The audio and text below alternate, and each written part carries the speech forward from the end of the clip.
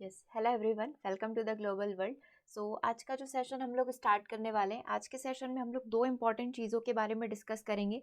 सबसे पहले हम लोग यहाँ पर पढ़ेंगे जितने भी हमारे समिट्स हुए हैं या जितने भी प्रोटोकॉल्स हुए हैं, उन सारे के बारे में, सम्मेलन के बारे में, जितने भी नियम बनाए गए हैं, जितने भी एमओयू साइन हुए हैं, उन सभी के बारे में डिस्कस करेंगे। देन हम लोग यहाँ पर डिस्कस करेंगे जितने भी आंदोलन हुए हैं, राइट।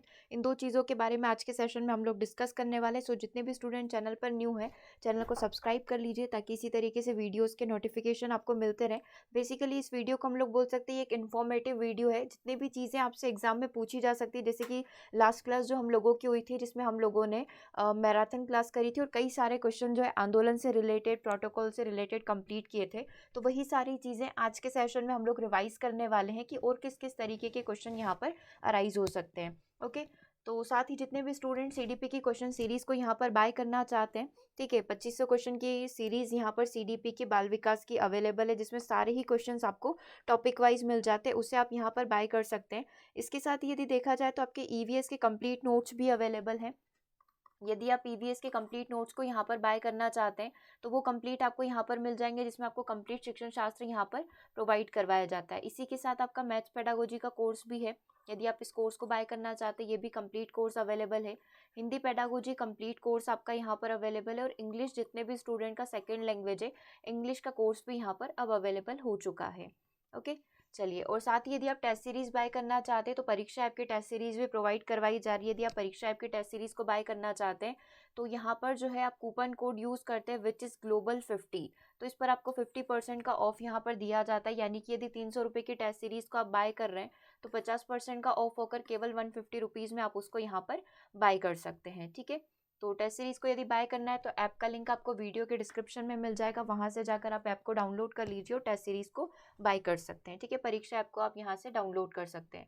और यदि आप ग्लोबल वर्ल्ड की टेस्ट सीरीज को बाय करना चाहते हैं तो ग्लोबल वर्ल्ड की टेस्ट सीरीज भी आपकी अवेलेबल है। उसके लिए आप ग्लोबल वर्ल्ड एकेडमी ऐप को डाउनलोड कर लीजिए, वहाँ पर आपको सारे टेस्ट मिल जाएंगे, ठीक है। वहाँ से बाय कर आप सीरीज भी लगा सकते हैं। ओके, चलिए। और व्हाट्सएप ग्रुप में जुड़ने के लिए आप यहाँ पर मैसेज कर सकते हैं 8770803840। इस पर व्हाट्सएप करके आप व्हाट्सएप ग्रुप में ऐड हो सकते हैं ताकि जो भी वीडियोस आते हैं उनकी नोटिफिकेशन आपको यहाँ पर मिलती रहे। कोई इन्फॉर्मेटिव चीज़ होती है तो हम लोग आपके साथ शेयर कर पाएँ। ओके, स्टार्ट करते हैं सेशन को। सबसे पहले आज जो हमें पढ़ना है, स्टार्ट हम लोग यहाँ पर कर रहे हैं सारे सम्मेलन से।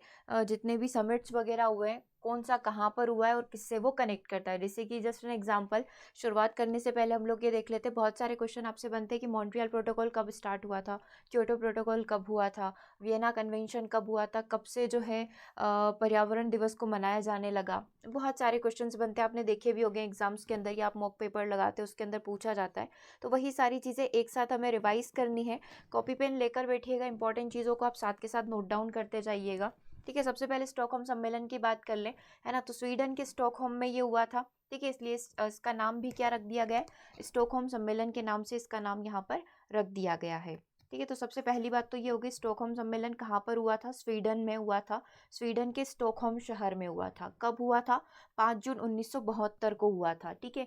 आपको याद आ रही होगी ये डेट, हर साल जो है हम लोग 5 जून को विश्व पर्यावरण दिवस के रूप में मनाते। तभी ये निर्णय लिया गया था कि मनाना चाहिए इसको, एक स्मृति के रूप में सेलिब्रेट, एक स्मृति बना देना चाहिए, एक यादगार दिवस इसको बना देना चाहिए। ये किसका परिणाम है, इसी के बाद जो है UNEP, United Nation Environment Programme जो है इसको बनाया गया, जो कि क्या करेगा, पर्यावरण की देखरेख करेगा। अच्छा, यहाँ तक चीज़ें हमें क्लियर है, 2 पॉइंट हमारे क्लियर है। तीसरा पॉइंट है कि यूएनईपी जो है, ये जो ऑर्गेनाइजेशन है, ये जो संगठन है, इसी के बाद बना, ठीक है। तो इसका हेडक्वार्टर कहाँ पर है, इसका हेडक्वार्टर नैरोबी केन्या के अंदर है। केन्या देश में जो नैरोबी है वहाँ पर है। 3 पॉइंट हमारे क्लियर हो गए। ये क्या करता है, मानव स्वास्थ्य और पर्यावरण को स्थायी कार्बनिक प्रदूषक से बचाने के लिए एक वैश्विक संधि है, ठीक है।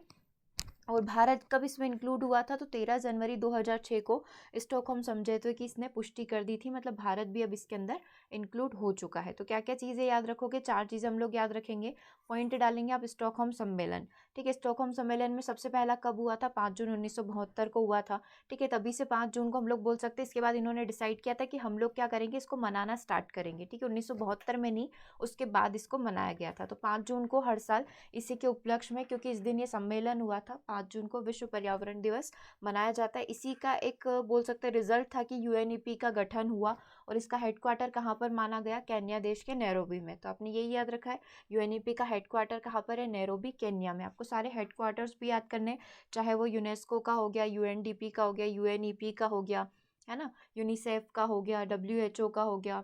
जितने भी हेडक्वार्टर्स है जो इंपॉर्टेंट है पर्यावरण को कनेक्ट करते वो सारे आप याद रखना। और ये क्या करता है, 13 जनवरी 2006 को इंडिया इसके अंदर आ चुका था। ठीक है, सेकंड नंबर का जो सम्मेलन हम लोग यहाँ पर ईयर वाइज चल रहे हैं, कौन से साल में कौन सा हुआ था, एक के बाद एक हम लोग कंप्लीट कर रहे हैं। 1972 की कहानी याद होते हुए हम लोग 1974 पर आ चुके हैं। हेलिंसकी सम्मेलन, है ना, हेलिंसकी सम्मेलन आपने इतना इसके बारे में थोड़ा कम ही सुना होगा क्योंकि इतना सक्सेसफुल नहीं रहा है।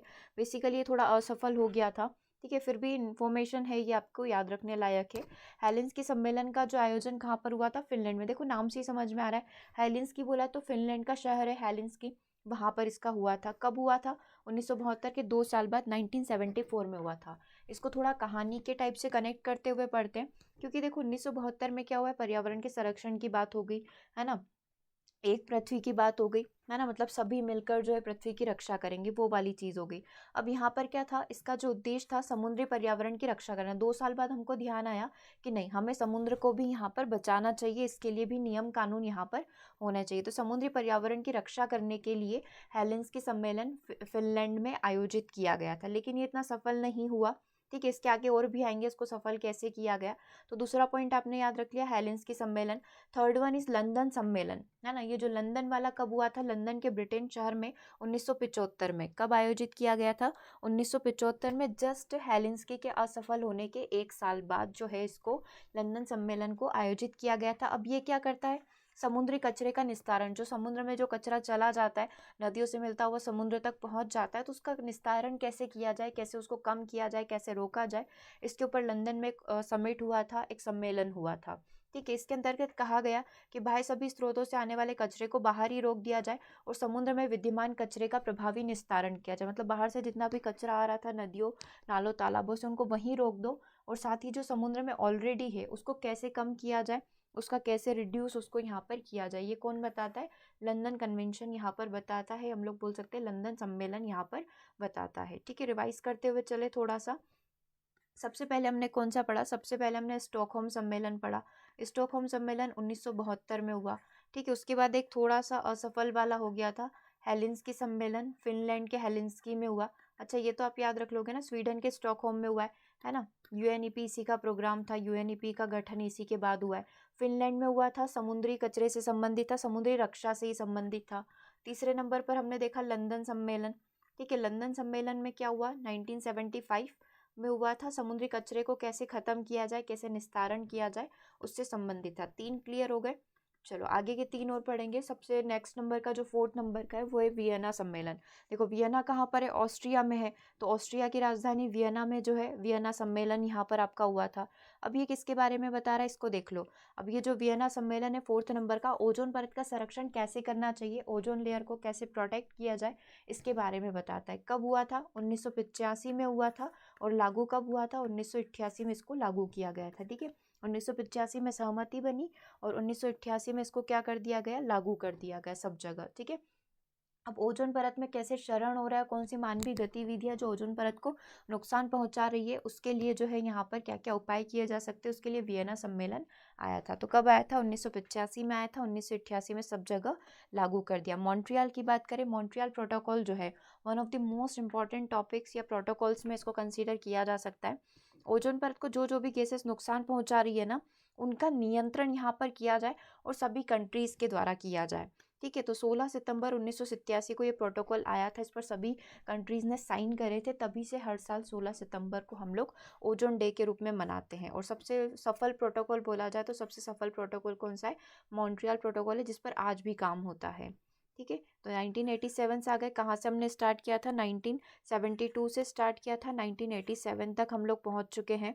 नेक्स्ट प्रोटोकॉल की बात करते हैं। अच्छा ध्यान रखना, वियना किससे संबंधित है, ओजोन परत के संरक्षण से। मॉन्ट्रियल किससे कनेक्टेड है, ओजोन परत को जितने भी तत्व नुकसान पहुंचा रहे हैं उसको कंट्रोल करने से। अब नेक्स्ट जो है टोरंटो प्रोटोकॉल, इसके बारे में भी आई थिंक आपने कम ही सुना होगा क्योंकि ये भी इतना सक्सेसफुल नहीं था। 14th नंबर का जो G7 समिट होता है जिसमें 7 कंट्रीज़ मिलती है और अपने देशों के बारे में बातचीत करती है, सुधार के बारे में बातचीत करती है, चाहे वो शिक्षा हो, साइंस हो, टेक्नोलॉजी हो, जो भी चीज़ें हो, ठीक है, उन सभी पर डिस्कशन होता है। तो उसी में यहाँ पर हम लोग बोल सकते हैं जितनी भी ग्रीन हाउस गैसेस उत्सर्जित हो रही थी और जो CO2 उत्सर्जित होता है उसको कंट्रोल करने का, क्योंकि इसकी वजह से क्या होती है, ग्लोबल वार्मिंग होती है, राइट, CO2 की वजह से। तो इसी को कंट्रोल करने के लिए कुछ यहाँ पर नियम बनाए गए थे, उस पर डिस्कशन यहाँ पर किया गया था। तो कब हुआ था, 19 से 21 जून 1988 के बीच में इसको आयोजित किया गया था। तो आपको क्या करना है, साल याद रखना है। सबसे पहली चीज़, टोरंटो सम्मेलन कब हुआ था, 1988 के अंदर हुआ था, ठीक है। कहाँ पर हुआ था, तो कनाडा के टोरंटो में हुआ था। टोरंटो एक शहर का नाम है कनाडा के, तो टोरंटो में हुआ था, ठीक है। इस सम्मेलन का मुख्य थीम क्या था, ग्रीन हाउस गैसों के अंतर्गत आने वाली गैस CO2 को रखा गया था, इस पर फोकस किया गया था।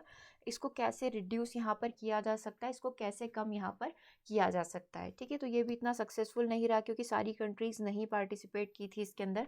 अब आता है एक और इम्पॉर्टेंट टॉपिक हमारा, रियो सम्मेलन, पृथ्वी सम्मेलन। मॉन्ट्रियल के बाद यदि सबसे इम्पॉर्टेंट आता है तो आपका पृथ्वी सम्मेलन होगा। रियो कॉन्फ्रेंस के नाम से इसको जाना जाता है क्योंकि ये कहाँ पर हुआ था, ब्राज़ील के अंदर, रियो डी जेनेरो के अंदर कंप्लीट हुआ था।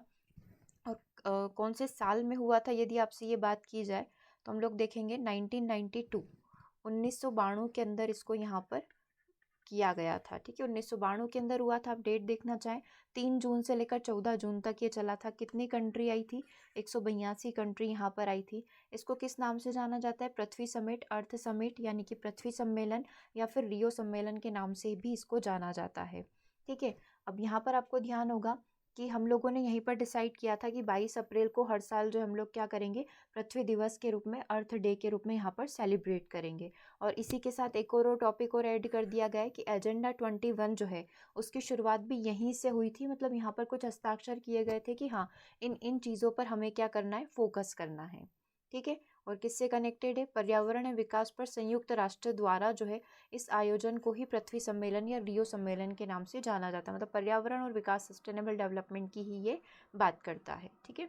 यहाँ तक ध्यान रहेगा। 1992 और उसी के बाद क्या आ गया था, एजेंडा 21 आ गया था। इसमें ये सारी चीज़ें, गरीबी, उपभोग के ढंग, स्वास्थ्य, मानवीय व्यवस्था, वित्तीय संसाधन, प्रौद्योगिकी, इन सभी को यहाँ पर फोकस किया जाएगा।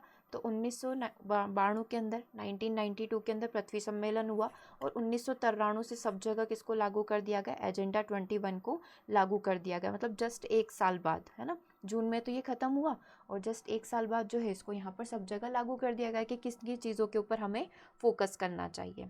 ओके, चलिए न्यूयॉर्क सम्मेलन की बात करेंगे तो न्यूयॉर्क सम्मेलन हम लोग बोल सकते हैं 1997, 1997 में कंप्लीट हुआ। वॉशिंगटन के न्यूयॉर्क में इसको कंप्लीट किया गया। अमेरिका के वॉशिंगटन राज्य का जो न्यूयॉर्क शहर है उसमें इसको कंप्लीट हुआ। एजेंडा 21 पर कितना काम हो चुका है, कितना काम और बचा है, इन सब पर फोकस करने के लिए किसको लाया गया था, न्यूयॉर्क में एक सम्मेलन रखा गया था। सभी लोग वापस से मिले, है ना, फिर उन्होंने डिस्कस किया कि हाँ, हमने इतना फॉलो कर लिया है, हमने इतना और करना है, हम ये नई चीज़ इंक्लूड करना चाहते, वो सारा डिस्कशन हुआ, ठीक है। तो न्यूयॉर्क सम्मेलन कब कंप्लीट हुआ, 1997 में कंप्लीट हुआ। ओके, यहाँ तक क्लियर है। आगे बढ़ते हैं, नैरोबी घोषणा पत्र। नैरोबी कहाँ पर है, केन्या में है, क्योंकि आपने देखा था UNEP इसी का जो हेडक्वार्टर है नैरोबी केन्या में ही था। तो नैरोबी में फिर से घोषणा पत्र हुआ, एक डिक्लेरेशन फॉर्म फिल करा। इस सम्मेलन का आयोजन कब हुआ था, 1997 में हुआ था। 1997 में 3 चीज़ें हुई थी, ठीक है। सबसे पहले आपने देख लिया कि न्यूयॉर्क में, वॉशिंगटन में एजेंडा 21 आया। फिर नैरोबी जो घोषणा पत्र जैसा कि आप देख रहे हैं इसके अंदर आया था, 1997 के अंदर आया था। जितनी भी अभी तक डिस्कशन हुए थे वो कहाँ तक इम्प्लीमेंट हो चुके हैं, कितना और काम बचा हुआ है, तो ये सभी लोगों ने नैरोबी में बैठकर इसको डिस्कस किया, ठीक है। उसके बाद का जो नेक्स्ट है, Kyoto protocol, one of the most important हम लोग इसको बोल सकते हैं, क्योटो प्रोटोकॉल। ये क्या है, ग्लोबल वार्मिंग जो हो रही है, जो हमारा वातावरण इतना ज़्यादा गर्म हो रहा है और जलवायु परिवर्तन जो इतना ज़्यादा चेंजेस आपको क्लाइमेट में दिखाई दे रहा है, इसको कंट्रोल करने के लिए 1997 में कौन सा प्रोटोकॉल आया था, क्योटो प्रोटोकॉल हमारा आया था, ठीक है। तो ये 1997 का कौन सा प्रोटोकॉल हो गया, क्योटो प्रोटोकॉल हो गया। किसकी, कार्बन डाइऑक्साइड में कटौती के लिए सहमत हुए थे कि सभी जो है CO2 का उत्सर्जन जितना कम हो उतना करना है। और इसकी पहली प्रतिबद्धता जो है 2008 से 12 में, मतलब पहला जो एक इनका एक टारगेट था वो 2008 से 12 में कंप्लीट करना था। सेकेंड जो था 2020 तक इसको कंप्लीट करना था। ऐसे इनके कुछ टारगेट सेट किए गए थे, ठीक है। तो क्योटो प्रोटोकॉल कब आया था, सबसे इम्पॉर्टेंट 1997 में आया था। किससे संबंधित है, ग्लोबल वार्मिंग से संबंधित है, किसको कम करना है, CO2 को यहाँ पर कम करना है। यहाँ तक क्लियर है। चलिए नेक्स्ट पॉइंट की बात हम लोग करते हैं। सिएटल जो सम्मेलन है ये कहाँ पर हुआ था, तो वॉशिंगटन राज्य के सिएटल में 1999 में ये संपन्न हुआ था। इसका थीम क्या था, विश्व व्यापार को पर्यावरण के दायरे में लाना। मतलब हम लोग जितना भी ट्रेड वगैरह करते, जितना भी हम लोग व्यापार वगैरह कर रहे हैं तो पर्यावरण के दायरे में आकर करें। दैट मीन्स कि हम लोग पर्यावरण को बिना नुकसान पहुंचाते हुए अपना व्यापार करें, है ना। तो ये सिएटल में यहाँ पर कंप्लीट हुआ था। नेक्स्ट की बात हम लोग यहाँ पर कर लेते हैं। जो नेक्स्ट पॉइंट है उसको हम लोग यहाँ पर डिस्कस कर लेते हैं। जोहान्सबर्ग सम्मेलन, Rio+10 के नाम से, Rio10 के नाम से इसको जाना जाता है। देखो जोहान्सबर्ग से आपको याद आ गया होगा कि ये चीज़ कहाँ पर कंप्लीट हुई थी, दक्षिण अफ्रीका के जोहान्सबर्ग में ये कंप्लीट हुआ था। ये जो समिट हुआ था, ये जो सम्मेलन हुआ था साउथ अफ्रीका के जोहान्सबर्ग शहर में कब कंप्लीट हुआ था, 2002 के अंदर इसको किया गया था। 2002 के अंदर इस सम्मेलन को आयोजित किया गया था। इसका थीम क्या था, सस्टेनेबल डेवलपमेंट, मतलब सभी का विकास हो, ये इसका थीम था। इसका जो एक बोल सकते हैं ना, इसके लिए क्या नारा अपनाया गया था, क्या स्लोगन था, तो विश्व एकजुटता कोष। क्योंकि आपने देखा होगा मैराथन क्लास जो हमने करी थी उसमें हमने देखा था जो Rio20 है उसका स्लोगन क्या था, तो द फ्यूचर वी वांट हमने देखा था कि हाँ Rio20 का स्लोगन था। तो इसी तरीके से हो सकता है एग्जाम में आपसे पूछ लिया जाए Rio10 का स्लोगन क्या होता है, विश्व एकजुटता कोष की स्थापना करना इसका स्लोगन था। ठीक है, तब सभी विश्व को एकजुट किया जाए, ये इसको मंजूरी भी यहाँ पर मिली थी और यही इसका स्लोगन भी था। यहाँ तक क्लियर है। तो आगे बढ़ जाते हैं। नेक्स्ट पॉइंट की बात हम लोग यहाँ पर कर लेंगे। कब स्थापना हुई थी, 2002 के अंदर। अब जस्ट इसके बाद आ जाएगा Rio20। अच्छा, ये Rio10 Rio20 क्यों आ रहा है, आपको समझ में आ रहा है ना। आप जो देख रहे हैं यहाँ पर, जो हमारा समिट हुआ था, पृथ्वी सम्मेलन जो हुआ था, ठीक है, उसके 10 साल बाद, है ना, फिर उसके 20 साल बाद, तो ये रियो के आगे +10 और +20 यहाँ पर ऐड किए गए। ठीक है, पृथ्वी सम्मेलन के 20 साल हो चुके हैं, तो उसी के लिए वापस से ब्राज़ील के रियो डी जेनेरियो शहर में इसको 2012 के अंदर आयोजित किया गया था। सतत विकास यानी कि सस्टेनेबल डेवलपमेंट के ऊपर फोकस करना, और इस बार का जो थीम था वो रखा गया था द फ्यूचर वी वॉन्ट, ऐसा भविष्य जो हम चाहते हैं, इसकी संकल्पना यहाँ पर दी गई थी। ठीक है, तो ये कौन सा था, Rio+20। ठीक है, 20 साल बाद हुआ था ये, है ना। चलिए, तो एक बार से आप पूरा 1 मिनट का आप टाइम लीजिए, पूरा इसको रिवाइज़ कर लीजिए, फिर हम लोग इसको साथ में बैठकर रिवाइज़ कर लेंगे। एक बार पूरा मन मन में सोच लो कि कहाँ तक आपने पढ़ लिया है। ओके, फिर हम लोग इसको पूरा रिवाइज़ कर लेंगे, फिर आगे वाले टॉपिक पर बढ़ेंगे। क्योंकि मेन दिक्कत क्या आती है, एक तो कहाँ पर कंप्लीट हुआ था, ठीक है, तो वो आपको शहर से समझ में आ जाएगा, और किससे रिलेटेड है दूसरा पॉइंट, और किस सन में हुआ था। 3 पॉइंट तो आपको याद रखना ही है। चलिए एक बार हम लोग रिवाइज़ कर लेते हैं इसको। सबसे पहले कौन सा सम्मेलन यहाँ पर हमने स्टार्ट किया था, हमने 1972 की कहानी लिखी है ना। 1972 से ये कहानी चली आ रही है। स्टॉकहोम सम्मेलन की हम लोग बात कर रहे हैं। स्टॉकहोम सम्मेलन 1972 में हुआ था। ठीक है, पृथ्वी के बारे में, अर्थ के बारे में यहाँ पर बात की गई थी, है ना। तो ये स्टॉकहोम सम्मेलन कब संपन्न हुआ है, 1972 में हुआ है। उसके बाद एक हेलिंस्की सम्मेलन हुआ था। तो हमको पता है फिलीपींस जो है, फिनलैंड के हेलिंस्की में ये संपन्न हुआ था जस्ट 2 साल बाद, 1974 में। किससे संबंधित था ये, समुद्री रक्षा से ये संबंधित था। ठीक है, थोड़ा सा सफल हो गया बट फिर भी हम लोग याद रखेंगे। हेलिंस्की हो गया। तीसरे नंबर पर जो था लंदन समिट हुआ था। कब हुआ था, 1975 में हुआ था, है ना। लंदन में हुआ था ये, ब्रिटेन लंदन में हुआ था। यहाँ तक क्लियर है। अब इसने क्या बोला, पहले वाला तो असफल हो गया, लेकिन इसमें क्या बोला, समुद्र की रक्षा नहीं, समुद्री जो कचरा है उसका निस्तारण कैसे किया जाए, हम लोग इसके ऊपर क्यों नहीं फोकस कर लेते। तो ठीक है, 1975 में इसके ऊपर फोकस कर लिया। 4th नंबर पर आता है, अपने मोस्ट इंपॉर्टेंट आना स्टार्ट हो गया, वियना प्रोटोकॉल।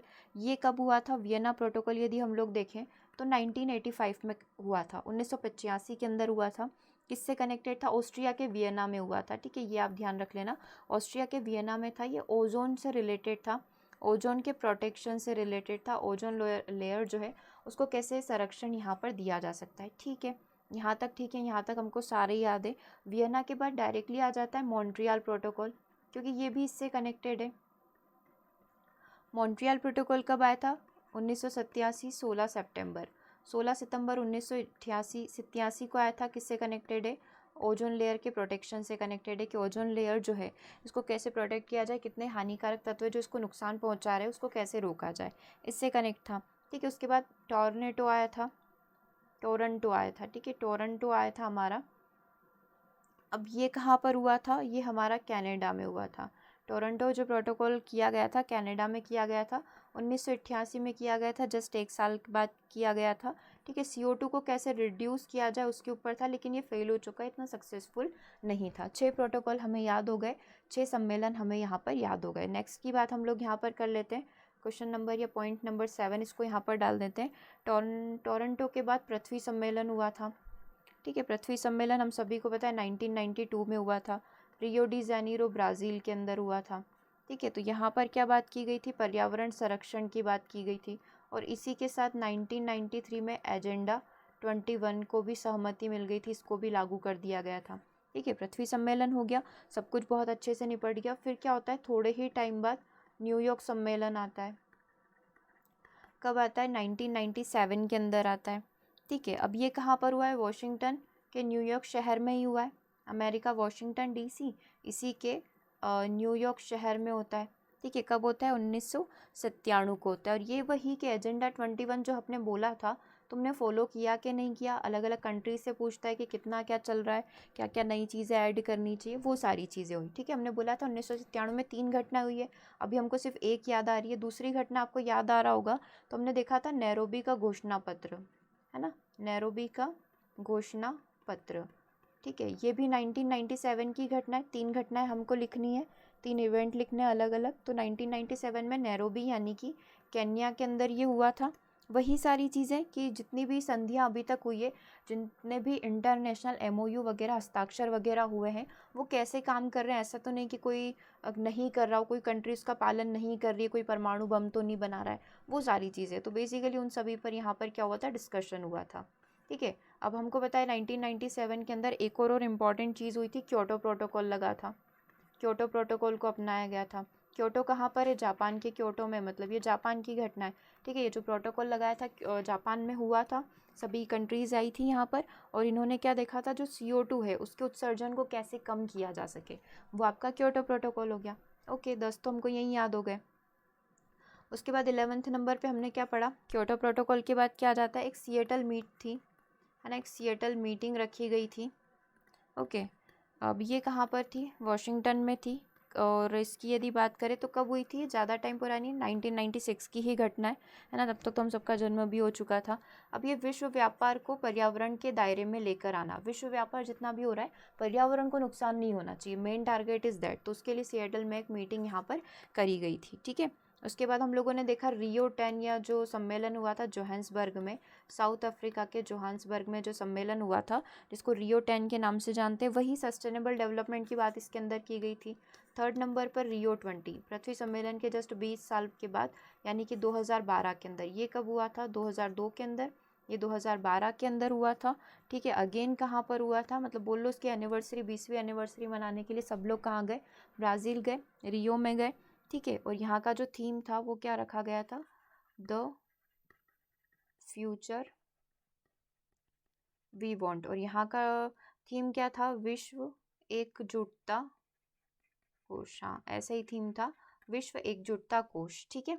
तो ध्यान रखेंगे हम लोग कि किस तरीके से ये कंप्लीट हो रहा है ना। अगर आप 1992 से भी स्टार्ट करो, एजेंडा 21 और 1992 पृथ्वी सम्मेलन को ले लो, 1992, ठीक है।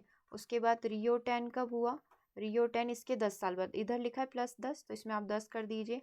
रियो 20 मतलब कि 1992 से 20 साल बाद, मतलब 2012 के अंदर, ठीक है। तो इस तरीके से ये लाइन बाय लाइन चलते हैं, सस्टेनेबल डेवलपमेंट की ये बात करते हैं। ओके, तो यहाँ तक क्लियर है। तो आप चाहें तो अगर शॉर्ट में देखना चाहें तो इसको यहाँ से देख लो, A to Z सारी ही चीज़ें इसके अंदर मिल जाएगी, है ना। स्टॉकहोम सम्मेलन हो गया, हेलेंस्की हो गया, लंदन हो गया, वियना हो गया, मॉन्ट्रियल हो गया, टोरंटो हो गया, पृथ्वी हो गया, न्यूयॉर्क सम्मेलन हो गया, नैरोबी हो गया, क्योटो हो गया, सिएटल हो गया, जोहान्सबर्ग सम्मेलन हो गया, और रियो +20 2012 के अंदर हुआ था, द फ्यूचर वी वांट वाला। ओके, तो यहाँ पर ये सारी चीज़ें शॉर्ट में बता दी गई। आई थिंक अब तो ऐसा हो गया होगा, तीसरी बार रिवाइज हम लोग कर रहे हैं, अच्छे से ये चीज़ें याद हो गई होगी, ठीक है। तो नेक्स्ट टाइम जब भी क्वेश्चन आता है तो ध्यान रखिएगा कब कौन सा प्रोटोकॉल आपसे या कब कौन से समिट की बात आपसे की जा रही है। ओके, आगे बढ़ते हैं। अब कुछ आंदोलन के बारे में हम लोग यहाँ पर देख लेते हैं। शुरुआत हम लोग करेंगे विश्नोई आंदोलन से। विश्नोई समाज आप सभी को पता है भारत का एक धार्मिक संप्रदाय जिसके अनुयायी आपको राजस्थान, हरियाणा, पंजाब, उत्तर प्रदेश और मध्य प्रदेश, इवन आपको पूरे ही प्रदेश में ये दिखाई देंगे। ठीक है, श्री गुरु जम्बेश्वर को विश्नोई पंथ का संस्थापक यहाँ पर माना जाता है, जिनको जम्बूजी के नाम से भी जाना जाता है। ठीक है, इन्होंने अपने अनुयायियों को 29 नियम दिए थे, है ना। तो 29 का जो इन्होंने एक्सप्लेनेशन दिया है कुछ इस तरीके से होता है, 20+9 करके, जैसे कि यहाँ पर लिखा हुआ है। जो 29 नियम बने थे वो 20+9 से बने थे। तो 20+9 को यदि आप हिंदी में लिखते हैं तो कुछ इस तरीके से लिखेंगे, 20 और 9। तो इसी से क्या हुआ था, बिश्नोई समाज का यहाँ पर जन्म हुआ था और इस प्रकार से समाज को विश्नोई समाज बोला जाने लगा। ठीक है, लेकिन अब हमें पता है कि हमें यहाँ से क्या क्या चीज़ें कवर करनी है। ये हम लोग बोल सकते हैं ये आंदोलन वनों की कटाई के खिलाफ 1700 ईस्वी के आसपास ऋषि जम्बाजी जो है उन्हीं के द्वारा शुरू किया गया था। उसके बाद अमृता देवी ने इस आंदोलन को आगे बढ़ाया विरोध में जो विश्नोई समाज है या फिर ये जो समुदाय है, इसके 363 के आसपास लोगों के भी मारे गए थे। बेसिकली हुआ यहाँ पर यही था कि वृक्षों की कटाई की जा रही थी, है ना। तो यहाँ पर सारे लोग जो हैं आकर पेड़ से चिपक गए थे। शुरुआत अमृता देवी ने यहाँ पर करी थी। फिर वही हुआ कि राजा को आकर वहाँ पर गांव में माफ़ी मांगनी पड़ी और इस तरीके से वहाँ पर आज भी जो खेजड़ी के जो वृक्ष हैं उनको यहाँ पर प्रोटेक्शन दिया जाता है। ठीक है, तो इस तरीके से विश्नोई आंदोलन था। उसके बाद सेकंड नंबर पर यदि हम लोग बात करें रामसर सम्मेलन की बात हम लोग यहाँ पर कर लेते हैं। रामसर सम्मेलन जो है 1971 का रामसर कन्वेंशन के नाम से भी इसको जाना जाता है। ठीक है, अब इसका उद्देश्य क्या है, जितनी भी हमारी नम भूमि है या हम लोग बोल सकते हैं हमारा जो एक नम भूमि एरिया है, आर्द्र भूमि का जो इलाका है, वेटलैंड जो है, उसको संरक्षित करने के लिए ईरान के अंदर इसमें एक सम्मेलन आयोजित किया गया था। ठीक है, चलिए थर्ड नंबर पर बात कर लेते हैं चिपको आंदोलन की। तो चिपको आंदोलन के प्रमुख कौन है, सुंदरलाल बहुगुणा और चंडी प्रसाद भट्ट जो है इस आंदोलन के प्रमुख नेता थे। ठीक है, अब ये पर्यावरण रक्षा का एक आंदोलन था। अगर आपसे पूछा जाए, जैसे कि कल के ही सेशन में हमने किया था, ये किससे संबंधित है, तो ये पर्यावरण रक्षा से संबंधित है। कहाँ पर हुआ था, उत्तराखंड में हुआ था। वनों की कटाई करने के लिए या वनों की कटाई के विरोध में ये सारे लोग जो है आगे आए थे। ठीक है, महिलाओं की भी इसमें प्रमुख भागीदारिता देखी जा सकती है। कब हुआ था ये, 1973 के अंदर हुआ था। तो कई सारे पॉइंट्स जो इसमें कवर करने हैं आपको, क्या क्या कवर करना है। सबसे पहला, कहाँ पर हुआ था, उत्तराखंड में हुआ था। कब हुआ था, 1973 में हुआ था।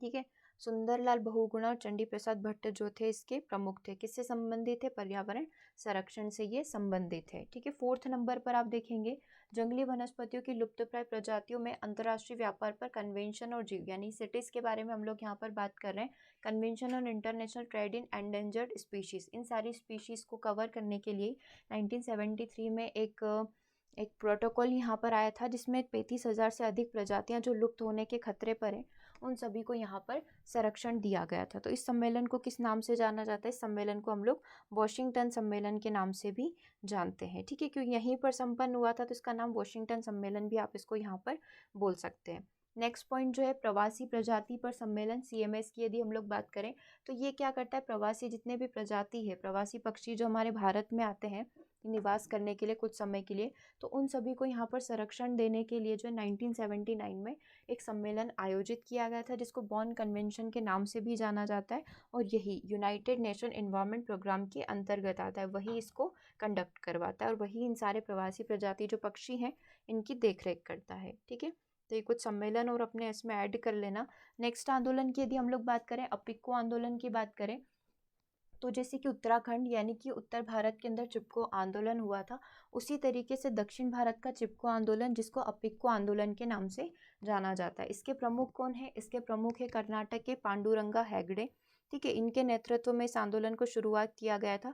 इसमें भी वही था, महिलाओं ने प्रमुख भूमिका यहाँ पर निभाई थी, क्योंकि आपको पता है 1973 के अंदर जो है पेड़ों की कटाई को लेकर जो चिपको आंदोलन हुआ था वो पूरे सब जगह प्रसिद्ध हो गया था। इवन अपने देश में भी नहीं, बाहर भी इसकी बहुत सारी चर्चा हुई थी। तो ये चीज़ें जो है हर जगह चल रही थी, वनों की कटाई करना और यही सारी चीज़ें। ठीक है, तो यहाँ पर सेम चीज़ हुई कि 1983 के अंदर क्या हुआ कि पेड़ों की कटाई हुई, तो उसी तरीके से दक्षिण भारत का चिपको आंदोलन इसको नाम दिया गया और उसी तरीके से पेड़ों को यहाँ पर गले लगाकर उनको काटने से रोका गया था वहाँ के गाँव के लोगों के द्वारा। ठीक है, तो आपको ये ध्यान रखना है कि निम्नलिखित में से दक्षिण भारत का जो है चिपको आंदोलन कौन सा है, तो अपिक्को आंदोलन ही दक्षिण भारत के चिपको आंदोलन के नाम से जाना जाता है। कब हुआ था, 1983 में कर्नाटक के उत्तर कन्नड़ से इसको शुरू किया गया था। प्रमुख कौन थे, पांडुरंगा हेगड़े।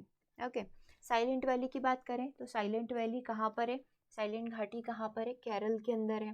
ठीक है, अब यहाँ पर जो होता है, यहाँ पर बहुत सारी आपको बायोडाइवर्सिटी, बहुत सारी जैव विविधता देखने को मिल सकती है। अब यहाँ पर क्या हो रहा था कि एक जल परियोजना यहाँ पर स्टार्ट होने वाली थी, जैसे कि आपको सेकेंड लाइन में दिखाई दे रहा है कि 200 मेगावाट बिजली के लिए जो एक बांध बनाने का यहाँ पर प्रस्ताव रखा गया था। लेकिन जब बांध बनेगा तो आपको डेफिनेटली पता है कि वहाँ की जितनी भी जनसंख्या, वहाँ की जितनी भी आबादी है और साथ ही जितने भी हमारी बायोडाइवर्सिटी वो यहाँ पर प्रभावित होगी, तो उसको रोकने के लिए जो है यहाँ पर साइलेंट घाटी आंदोलन स्टार्ट किया गया था। ठीक है, और फिर यहाँ पर सरकार को भी क्या करना पड़ा था, इसको एक आरक्षित वन यहाँ पर घोषित करना पड़ा था, जिसकी वजह से क्या हो कि यहाँ पर कोई भी कंस्ट्रक्शन या कोई भी इस तरीके का काम स्टार्ट ना हो सके। ठीक है, मतलब ये जितनी भी नई नई प्रजातियां हैं, है ना, बायोडाइवर्सिटी, वो यहाँ से लुप्त हो जाती, तो उसके लिए साइलेंट घाटी या साइलेंट वैली आंदोलन यहाँ पर स्टार्ट किया गया था। ओके, चलिए नेक्स्ट पॉइंट की बात हम लोग यहाँ पर कर रहे हैं, जंगल बचाओ आंदोलन। जंगल बचाओ आंदोलन कब हुआ था? 1980 के अंदर हुआ था। ठीक है, अब ये कहाँ से शुरुआत हुई थी? बिहार से हुई थी, लेकिन धीरे धीरे कहाँ पर पहुँच गया? झारखंड उड़ीसा तक फैल गया। मतलब यहाँ पर लोगों के अंदर वो जोश आ गया था कि नहीं, हम लोगों को जंगल नहीं कटने देना, और जितने भी वृक्ष लगे हुए हैं, लाइक सागौन वगैरह के वृक्ष लगे हुए हैं, तो उसको हमें क्या करना है? जंगल में कन्वर्ट करना है। ठीक है, इसीलिए आदिवासी कबीले के द्वारा जो है, आदिवासी कबीले सब लोगों ने मिलजुल कर जो है इस आंदोलन की शुरुआत करी थी, जिसको जंगल बचाओ आंदोलन के नाम से जाना जाता है। आपसे पूछा जाएगा जंगल बचाओ आंदोलन जंगलों की कटाई को रोकने से और ज़्यादा से ज़्यादा वृक्षारोपण करने से कनेक्टेड है।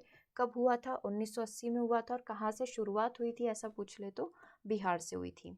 ठीक है, नर्मदा बचाओ आंदोलन आपने बहुत सारी बार इसके बारे में सुना होगा।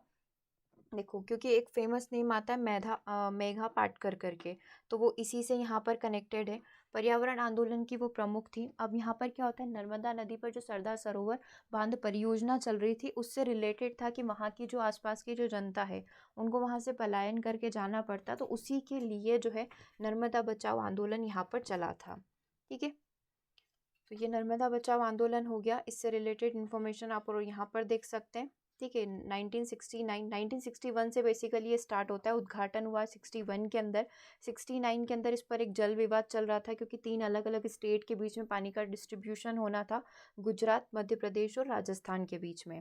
ठीक है, तो वो विवाद चल ही रहा था, और उसी के बाद 1985 में इस पर जो है नर्मदा नदी पर जो बांध बनाने की बात हुई थी, तो उसी पर इसका विरोध हुआ था। ठीक है, नेक्स्ट पॉइंट की बात करें, टिहरी बांध परियोजना, तो सेम यही है कि टिहरी बांध जो बन टिहरी नदी के ऊपर जो बांध बनने वाला था, उसको रोकने के लिए आंदोलन शुरू हुआ था। क्योंकि यदि उस लैंड की बात करें, उस ज़मीन की बात करें, तो ऐसा था कि वो ज़मीन इतनी योग्य या इतनी कैपेबल नहीं थी कि वो इतने बांध का पानी को कलेक्ट कर पाए या स्टोर करके रख पाए। क्योंकि अगर देखा जाए तो एक टेक्निकल यदि बात हम लोग करें, तो अगर भूकंप आता है 8 की तीव्र रिक्टर पैमाने 8 पर यदि मेज़र करें, तो इतना भूकंप आने पर भी उसके बहने का खतरा बढ़ जाता है। तो इसको रोकने के लिए यहाँ पर वहाँ गांव के लोगों ने जो है इसका विरोध किया था। ठीक है, क्योंकि इसकी वजह से क्या होता है, 23 गांव जो है पूर्ण रूप से जलमग्न हो जाते हैं वहाँ पर बांध का पानी भरने से, और 72 गांव जो है आंशिक रूप से जलमग्न हो जाते हैं। तो इतनी सारी लगभग 85,600 की जो जनसंख्या है, उनको वहाँ से पलायन करना पड़ता, विस्थापित होना पड़ता। दैट्स वाई इसका विरोध किया गया था। ठीक है, चलिए, तो ये प्रमुख आंदोलन के बारे में हम लोगों ने डिस्कस कर लिया। आप चाहे तो हम लोग एक बार से इसको शॉर्ट में रिवाइज कर लेते हैं, ताकि चीज़ें आपको साथ के साथ याद हो जाए। ठीक है, सबसे पहले जो शुरुआत हमने कहाँ से करी थी? विश्नोई समाज से करी थी। ठीक है, विश्नोई समाज से हमने शुरुआत करी थी। हम लोग बोल सकते हैं 17वीं सदी का वो एक आंदोलन था, खिजड़ी वृक्ष से रिलेटेड था, गोरा देवी इसकी प्रमुख थी।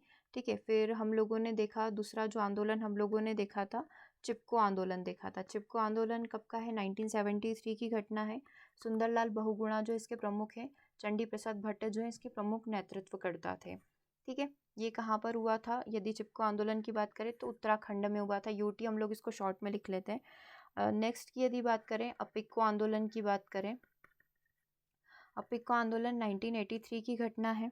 ओके, 1983 की ये घटना है, उत्तर कर्नाटक में हुआ था। इसको दक्षिण भारत का